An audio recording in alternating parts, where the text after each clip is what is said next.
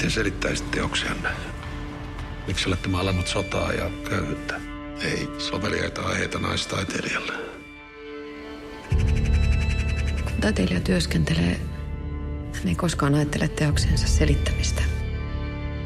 Inspiraatio tulee samanaikaisesti sekä sisältä että taiteilijan yli.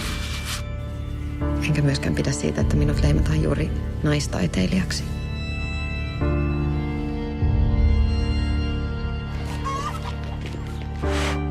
Te olette lahjoilla siunattu taiteilija. Me pidämme Heinarin kanssa huolen siitä, että myös muut tulevat jälleen ymmärtämään sen.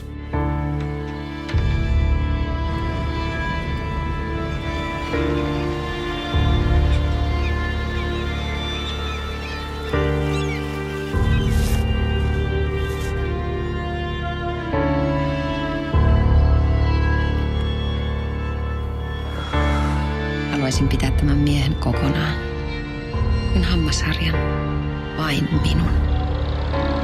Kun hän palaa, paljastan itseni.